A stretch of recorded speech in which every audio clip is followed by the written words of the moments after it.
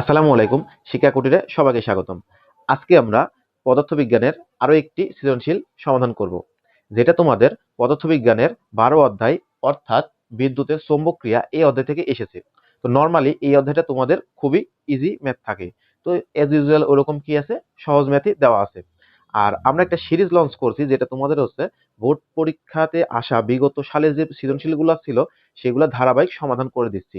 তো আজকে আমাদের ঢাকা বোর্ড 2025 সালের 8 নাম্বার ক্লাস, অর্থাৎ এই ঢাকা বোর্ড 2025 সালে আসে সর্বশেষ যে সৃজনশীল ছিল সেটি।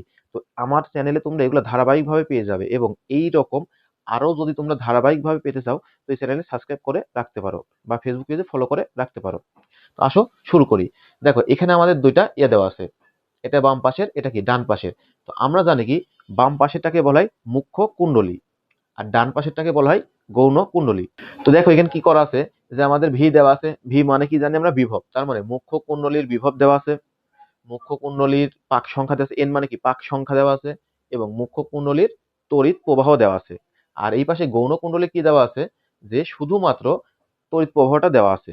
বলছে কি আমাদের গৌণ কুণ্ডলীর প্যাচ সংখ্যা মানে পাক সংখ্যা কত সেটা নির্ণয় করো। আসো আমরা এটা সমাধান করি। দেখো গ নাম্বার কি আছে, গ নাম্বারে আমাদের দেওয়া আছে কি, দেওয়া আছে মুখ্য কুণ্ডলীর, মুখ্য কুণ্ডলীর। তো এই যে মুখ্য কুণ্ডলী, মুখ্য কুণ্ডলী মানে কি বাম পাশেরটা। তো দেখো বাম পাশেরটাতে আমাদের কি দেওয়া আছে, যে আমাদের বের করতে বলছে কি কয়েলের প্যাচ সংখ্যা। তার মানে প্যাচ সংখ্যা অবশ্যই লাগবে। তার মানে প্যাচ সংখ্যা, প্যাচ সংখ্যা। তো এই যে প্যাচ সংখ্যা সেটাকে প্রকাশ করে এন দ্বারা, যেহেতু মুখ্য তাই জন্য আমরা এটাকে 1 ধরছি। সেটা কত দেওয়া আছে, 100। এখন দেখো আর কি নিব, এখানে কি আছে আমাদের গৌণ কুণ্ডলীতে আই আছে, মানে কি তড়িৎ প্রবাহ আছে। তার মানে মুখ্য কুণ্ডলী কি লাগবে, তড়িৎ প্রবাহ লাগবে। তড়িৎ প্রবাহ আই ওয়ান ইকুয়াল কত দেওয়া আছে এখানে, 2 অ্যাম্পিয়ার। হুম। আর এখন দেখো আমাদের গৌণ কুণ্ডলীতে কি আছে, গৌণ কুণ্ডলীর, গৌণ কুণ্ডলীর। তো দেখো গৌণ কুণ্ডলীতে আমাদের কি দেওয়া আছে, তড়িৎ প্রবাহ দেওয়া আছে, আর কি বের করতে বলছে, প্যাচ সংখ্যা। তো বলছে দেখো প্যাচ সংখ্যা, এটা আমাদের বের করতে হবে। তো প্যাচ সংখ্যাকে প্রকাশ করে এন দ্বারা, যেহেতু গৌণ কুণ্ডলী তাই জন্য আমরা কি দিব, 2 দিব। এটা আমাদের বের করতে হবে। আর তড়িৎ প্রবাহটা কি দেওয়া আছে, তড়িৎ প্রবাহ আই 2 দেওয়া আছে কত, 5 অ্যাম্পিয়ার। হুম। দেখো এইগুলো আমাদের কি আছে, দেওয়া আছে। এখন আমাদের বের করতে হবে প্যাচ সংখ্যা নির্ণয় করো। তো দেখো আমরা এরকম একটা সূত্র জানি, যে তোমার যদি কোনো একটা কুণ্ডলীর প্যাচ সংখ্যা এবং তড়িৎ প্রবাহ দেওয়া থাকে, তাহলে এই দুইটার মাঝখানে আমাদের সম্পর্কটা কেমন, যে আমাদের বের করতে হবে কি N2। তাহলে আমরা নর্মালি আগে আমরা আমাদের সূত্রগুলো লিখি, যে N2 ভাগ N1 ইকুয়াল কি, যে I1 ভাগ I2। দেখো এটা আমাদের সূত্র। কারণ তুমি সূত্র যে কোনো ভাবে লিখতে পারো, যে আই গুলাকে আগে লিখতে পারো বা টু গুলাকে উপরে লিখতে পারো, এটা তোমাদের ইচ্ছা। আমি এভাবে লিখলাম কি জন্য, কারণ যেহেতু আমার এন মানে N2 বের করতে হবে, যার কারণে আমি N2 কে উপরে রাখলাম, যেন আমার ক্যালকুলেশন করতে ইজি হয় এজন্য। তো দেখো এখন আমার বের করতে হবে কি N2। তো N2 এর সাথে N1টা কি আছে, ভাগ, এই পাশে আসলে কি হবে, গুণ। তার মানে N1 গুণন এই পাশে যা ছিল তাই, যে I1 ভাগ I2। এখন মানগুলো বসাও। N1 এর মান কত, 100, গুণন I1 এর মান কত, I1 এর মান হচ্ছে 2, ভাগ এটার মান কত, 5।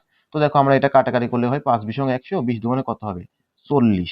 তাহলে এই যে N2 এটার মান কত, 40। এখন N2টা কি ছিল, গৌণ কুণ্ডলীর পাক সংখ্যা। আমাকে তো এটাই বের করতে বলছিল, গৌণ কুণ্ডলীর পাক সংখ্যা কত। অতএব গৌণ কুণ্ডলীর প্যাচ সংখ্যা, প্যাচ সংখ্যা কত, 40। এটা হচ্ছে আমাদের কি অ্যান্সার। এটা ছিল গ নাম্বারের উত্তর। এইবার দেখো আমাদের ঘ নাম্বারে কি বলছে, ঘ নাম্বারে বলছে কি, যে উল্লেখিত বৈদ্যুতিক মোটরের ক্ষেত্রে যে ট্রান্সফরমারটি যথাযথ কি গাণিতিকভাবে বিশ্লেষণ কর। তার মানে এই যে একটা ট্রান্সফরমার দেওয়া আছে, এটা যথাযথ কিনা এটা ব্যাখ্যা করতে হচ্ছে। আচ্ছা দেখো আমি এখানে উদ্দীপকে তুলতে একটা জিনিস মিস্টেক করে ফেলেছি, তো আসো আমরা এটাকে তুলে নিই। দেখো, এই যে এটা ছিল আমাদের উদ্দীপক, এবং এই উদ্দীপকের একটা নিচের লাইনটা লেখা ছিল, এটা আমি আনফরচুনেটলি মিস করে গেছি, আমি দুঃখিত। তো এখানে লেখা ছিল কি, এই যে এই ট্রান্সফরমারটি একটি 1000 ওয়াটের বৈদ্যুতিক মোটরে ব্যবহার করার জন্য নির্বাচন করা হয়েছে। তার মানে যে ট্রান্সফরমারটা আছে, এই ট্রান্সফরমারটা কি করছে, 1000 ওয়াট মানে ক্ষমতা সম্পন্ন একটা বৈদ্যুতিক মোটর আছে, যেটা ওই মোটর ব্যবহার করার জন্য নির্বাচন করা হয়েছে। তো তোমাকে বলছে কি যে এই মোটরটার দ্বারা, এই মানে এই ট্রান্সফরমারটা দ্বারা এই মোটরটা কি যথাযথ ছিল নাকি ছিল না, সেটা বের করতে হবে। তো যথাযথ ছিল কিনা আমরা বুঝবো কিভাবে, যে আমি যেটা নির্বাচন করছি এটা, তো এটার যে ক্ষমতা, অবশ্যই আমাকে সেটা কি হতে হবে, আমি যার জন্য নির্বাচন করছি তার সমান অথবা তার তুলনায় বেশি হতে হবে। বুঝতে পারো নাই? দেখো, তুমি ধরো আহ, কাজ করতে চাচ্ছ কতটুকু, 100 ওয়াট ক্ষমতা সম্পন্ন। হুম, এটা কাজ করতে চাচ্ছ। And তুমি যেটা নির্বাচন করেছো, ধরো কথার কথা এটা যদি তোমার হচ্ছে 900 ওয়াট হয়, তাহলে তুমি কাজ করতে পারবে? তোমার যতটুকু দরকার ততটুকু তো এখানে নাই, তার মানে কি তুমি পারবে না। কিন্তু ধরো তোমার চাইছে 1000, তোমার ধরো এখানে আইছে 1200, তাহলে কি করতে পারবে? অবশ্যই যার দরকার তার তুলনায় বেশি আছে, তাহলে করতে পারবে।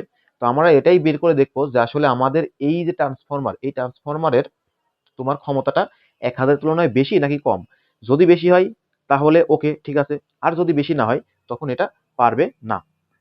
তো দেখো, এখানে কি আছে, আমাদের মুখ্য কুণ্ডলীতে দেওয়া ছিল, দেখো গৌণ কুণ্ডলীতে দেওয়া নাই। তুমি চাইলে গৌণ কুণ্ডলীটা আগে বের করতে পারো, কারণ নর্মালি আমাদের কি বের করতে হয়, ক্ষমতা গৌণ কুণ্ডলী বের করতে হয়। তবে যেহেতু ক্ষমতা, তো এই মুখ্য কুণ্ডলীর ক্ষমতা বলো আর গৌণ কুণ্ডলীর ক্ষমতা বলো, আসলে টোটাল ক্ষমতা কি থাকে, তাদের একই থাকে।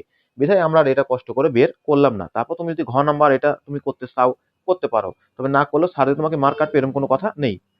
তো দেখো, এখানে কি দেওয়া আছে, মুখ্য কুণ্ডলীর বিভব দেওয়া আছে, মুখ্য কুণ্ডলীর তড়িৎ প্রবাহ দেওয়া আছে। তো এই দুইটা আমরা লিখছি যে মুখ্য কুণ্ডলীর বিভব দেওয়া আছে এবং মুখ্য কুণ্ডলীর তড়িৎ প্রবাহ দেওয়া আছে। তো এই যে মুখ্য কুণ্ডলীর, এর হচ্ছে আমার কি ক্ষমতা কত, কি ক্ষমতা। তো ক্ষমতা মানে কি, পি ওয়ান ইকুয়াল কি হোয়াট। তো দেখো, আমরা কি এরকম সূত্র জানি যে পি ইকুয়াল ভি আই। দেখো, আমরা এরকম সূত্র শিখছি না যে পি ইকুয়াল ভি আই, আমরা তো এই সূত্র শিখছি, তাই না? যে তোমার কোনো বিভবের সাথে যদি তার তড়িৎ প্রবাহ গুণ করা হয়, তাহলে সেটা কি হয়ে যায়, তার ক্ষমতা। হুম, এসে তার ক্ষমতা। এখন যেহেতু এটা মুখ্য কুণ্ডলীর, তাহলে সবগুলা কি দিছিলাম, ওয়ান দিছিলাম, তাহলে এখানে কি দিবে, ওয়ান ওয়ান ওয়ান। তো মানটা দাও, এখানে কত হবে, 440 গুণন আয়ের মানটা কত, 2, তাহলে গুণ করলে কত হয়, 880। এটা কি ক্ষমতার একক ওয়াট। তাহলেই দেখো, আমাদের P1 অর্থাৎ মুখ্য কুণ্ডলীর ক্ষমতা কত আসছে, 880 ওয়াট। এখন আমরা জানি কি, যে আমরা জানি যে মুখ্য ও গৌণ কুণ্ডলীর কুণ্ডলীর মুখ্য ও গৌণ কুণ্ডলী কি ক্ষমতা একই হয়, ক্ষমতা একই একই। অর্থাৎ অর্থাৎ কি হবে, আমাদের যে গৌণ কুণ্ডলী, ধরো গৌণ কুণ্ডলী যদি আমরা ধরি কি, ক্ষমতা মুখ্য কুণ্ডলী যদি P1 হয়, তাহলে গৌণ কুণ্ডলীর ক্ষমতা কি হবে, P2। অর্থাৎ P1 ইকুয়াল P2 ইকুয়াল কত, 880 ওয়াট। এইটা তার মানে আমাদের গৌণ কুণ্ডলী অর্থাৎ আউটপুটের ক্ষমতা কত পাচ্ছি, 880 ওয়াট। আর আমাদের যেটা ছিল সেটা কত, 1000 ওয়াটের একটা বৈদ্যুতিক মোটরে। তো মোটরের ক্ষমতা কত ছিল, দেখো, মোটরের মোটরের ক্ষমতা ক্ষমতা এটাকে ধরো আমরা পি ধরলাম, সেটা কত ছিল আমাদের, 1000 ওয়াট। তো এখন দেখো, আমাদের লাগবে কত, 1000 মিনিমাম। যদি এর বেশি হইতো তাহলে কোনো প্রবলেম ছিল না, কিন্তু দেখো আমি যেটা পাইছি সেটা কত, 880, যেটা 1000 এর তুলনায় কম। অর্থাৎ এই যে ট্রান্সফরমারটি আমি নির্বাচন করেছি, এটা আসলে যথার্থ ছিল না। তাহলে লিখবে যে অতএব যে উদ্দীপকে বৈদ্যুতিক মোটরের ক্ষেত্রে ট্রান্সফরমারটি একবারে লিখে দিয়েছে শুধু, যে ট্রান্সফরমারটি ট্রান্সফরমারটি মারটি কি যথাযথ ছিল না, যথাযথ ছিল না। এটা সুতরাং সুতরাং 1000 ওয়াট এর তড়িৎ মোটর চিত্রের ট্রান্সফরমারে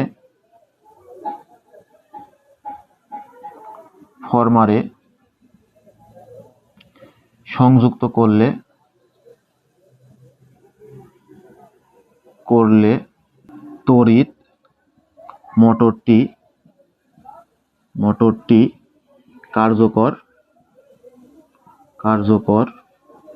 হবে না।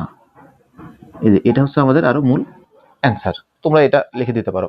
এখন কথা হচ্ছে এরই মধ্য দিয়ে আমাদের 2025 সালে আসা যে সকল মানে 2025 সালে ঢাকা বোর্ডে আসা যতগুলা সৃজনশীল ছিল, অর্থাৎ 8টি সৃজনশীল, সম্পূর্ণ 8টি সৃজনশীলই সমাধান হয়ে গেল। এখন আমরা ধারাবাহিকভাবে যে ঢাকা বোর্ড 2025 তো শেষ হয়েছে, এখন কি করব, রাজশাহী বোর্ড 2025 দেব। এবং তোমাদের এইগুলো যদি ভালো লেগে থাকে এবং যদি তোমাদের উপকার এসে থাকে, তোমরা অবশ্যই আমাকে কমেন্ট করবে যে এরপরে তোমরা পদার্থ, রসায়ন, জেনারেল ম্যাথ, হায়ার ম্যাথের কোন কোন ক্লাসের ভিডিও চাও। তো তোমাদের যে ক্লাসের ভিডিও দরকার আমি সেগুলোই তোমাদেরকে দেওয়ার চেষ্টা করব। যেমন ধরো এখানে আমি দিয়েছি ঢাকা বোর্ড 2025 সবগুলা। ধরো স্পেসিফিক তোমার লাগবে হচ্ছে চট্টগ্রাম বোর্ড 2023-এর 3 নাম্বার একটা সৃজনশীল। তো তুমি কমেন্টে অবশ্যই ওটা সেটা লিখবে, তাহলে আমি চেষ্টা করব অবশ্যই তোমাকে অল্প 2-1 দিনের ভিতরে সেগুলা দেওয়ার। একইভাবে তোমাদের রসায়নে যেটা লাগবে সেগুলো বলবে, অর্থাৎ তোমাদের যেগুলো চাহিদা আছে আমি সেগুলাই তোমাদেরকে আগে দেওয়ার চেষ্টা করব। তো তোমাদের জন্য শুভকামনা রইল। আসসালামু আলাইকুম।